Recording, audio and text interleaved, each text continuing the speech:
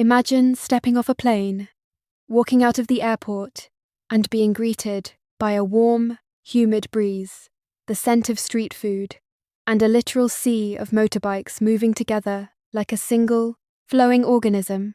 It is beautiful, it is mesmerizing, and honestly, to a newcomer, it is absolutely terrifying.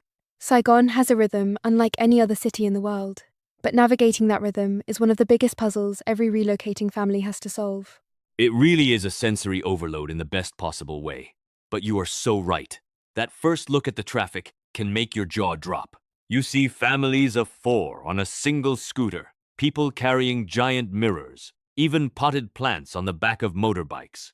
It works beautifully for the locals, but when you are arriving as an expat, especially with a family, your very first question is going to be, how on earth do we get around safely? That is exactly what one of our listeners is asking right now. We had a great message come in from a family of 3 mum, dad, and their 14-year-old son, who are relocating to Ho Chi Minh City at the end of July. First of all, a huge welcome to the city. You are going to absolutely love it here. But they are facing a classic dilemma before they even land. They are trying to decide whether to hire a full-time private driver or rely entirely on ride-hailing apps like Grab. And they explicitly asked to prioritize safety and peace of mind, especially with a teenager in tow. So, where do we even begin with this? Well, first, congratulations to them. July is right in the thick of the rainy season, which adds a whole other layer to this decision. But to answer their question, we have to look at how transport shapes your daily life here. It is not just about getting from point A to point B. In Saigon, your transport choice determines about 50% of your daily stress levels. Let's start with the private driver option, which is often the default security blanket for new expats. It does sound like the ultimate luxury and safety net, doesn't it? Having a dedicated car and someone whose sole job is to navigate that chaotic traffic for you. What makes a private driver so appealing, especially when you have a teenager? It's about trusted reliability and consistency. At 14, kids want independence, but parents want safety.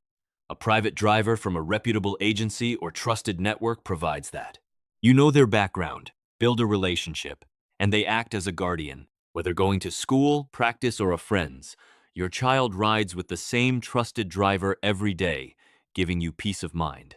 That consistency must be incredibly reassuring. And you mentioned July being the rainy season. I imagine that is where the private driver really shines. Oh, absolutely. The Saigon monsoon is legendary. Around late afternoon, right when schools are letting out, say, 3:30 or 4 o'clock, the heavens just open up. We are talking about torrential downpours that can flood streets in minutes and bring traffic to a complete standstill. If you have a private driver, they are parked right outside the school gates, waiting. Your son walks out, gets into a dry, air-conditioned car, and is safe from the storm. You do not have to worry about him being stranded in a deluge. Plus, let's be honest, teenagers lose things. If he leaves his phone, his wallet, or an expensive school laptop in the backseat of your private car, it is not gone. Your driver will just hand it back to him the next morning. That is a massive point. The peace of mind regarding lost belongings is huge, but there has to be a flip side to this. It cannot all be smooth sailing. What are the downsides of having a dedicated private driver that people might not realize before they move? Saigon's narrow alleys, called hems, often block cars, especially in districts 1 and 3, so drivers may need to drop you off far or circle for parking. Hiring a driver also means managing their overtime, sick days, bonuses, and language issues, adding extra hassle after an international move. That makes sense. It is almost like running a small business, just to get around town.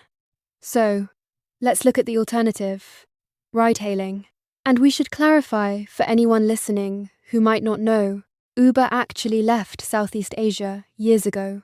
Today, the landscape is dominated by Grab, and there is also a fantastic newer player called Xanh SM, which uses a fleet of bright blue electric vehicles. How do these apps hold up when safety is the top priority? Ride-hailing in Saigon is incredibly sophisticated. From a pure safety and tracking perspective, the technology is brilliant. Both Grab and Xanh SM have a Share My Ride feature. The moment your son gets into the vehicle, he can send you a live tracking link. You can sit at your desk or at home and watch his little car icon move through the streets in real time.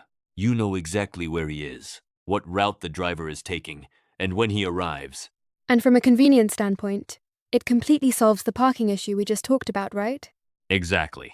The driver drops you off right at the doorstep of the mall, the school, or the restaurant, and they immediately drive away. You do not have to worry about parking fees, finding a spot, or coordinating where the driver is waiting.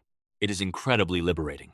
And financially, if your daily commute is short and you mostly stay within your immediate neighborhood, using ride-hailing is almost always going to be significantly cheaper than paying a monthly driver's salary, fuel, maintenance, and insurance on a car. It sounds almost perfect.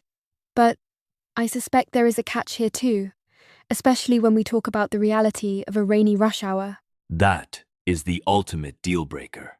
When the sky opens up at 5:30 p.m. on a Tuesday, the demand for ride-hailing apps skyrockets. Prices double or triple, which is fine. But the real issue is availability. Sometimes, you simply cannot find a ride. The app just spins and spins, showing no drivers available. Now, imagine your 14-year-old son standing outside his school. It is pouring rain, his phone battery is at 8%, and he cannot book a ride home. That convenience suddenly turns into a parenting nightmare. Plus, while the apps have rating systems, the quality of drivers can be inconsistent. You will occasionally get a driver who is a bit too aggressive in traffic, or a car that is not as clean as you would like. That is a terrifying scenario for any parent. You are stuck between the ultimate reliability of a private driver and the flexible convenience of ride-hailing. So, if you are advising this family, what is the best path forward? How do they balance these two worlds?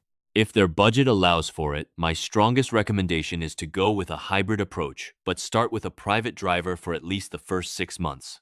Think of those first 6 months as the family's orientation period. The transition to a new country, a new school, and a completely different culture is a lot to process. Having a dedicated driver provides a literal comfort zone. It gives their son a predictable, secure environment while he adjusts to the sights and sounds of Saigon. A hybrid approach sounds incredibly practical. How would they structure that, day to day? You use the private driver as your anchor. They handle the weekday routine, the school run in the morning and the afternoon pickup, and perhaps your daily commute to work. This guarantees that your son gets to school safely and, more importantly, gets home reliably, regardless of whether there is a sudden monsoon or a massive traffic jam. Then, on the weekends, you transition to ride-hailing like Grab or Xanh SM. That makes perfect sense. It keeps the weekdays stress-free, but allows them to explore on the weekends without worrying about where the driver is going to park. Exactly. And more importantly, it becomes a teaching tool. Use those weekend trips to teach your son how to navigate the city safely. Show him how to check the license plate before he gets into a car, how to use the safety features on the app, and how to read the city's geography. At 14, he is going to want to hang out with friends at the malls, the cinemas, or the cafes in areas like Dien or District 7. By practicing with him on weekends, you build his street-smart confidence. Eventually, he will be fully prepared to use ride-hailing independently, and you will feel completely comfortable letting him do so. I love that perspective. It is not just about shielding him from the city. It is about gradually teaching him how to live in it. It transitions from a protective bubble to an independence builder.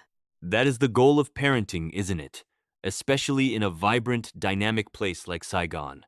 This city has this incredible energy that can feel chaotic on the surface, but underneath, it is actually one of the safest and most welcoming places for expat families. The people here are incredibly warm, and once you find your footing, the rhythm of the streets becomes second nature. It really does. To our listeners who are making the move this July, pack some good umbrellas, embrace the beautiful chaos, and take comfort in knowing that you will find the rhythm that works best for your family.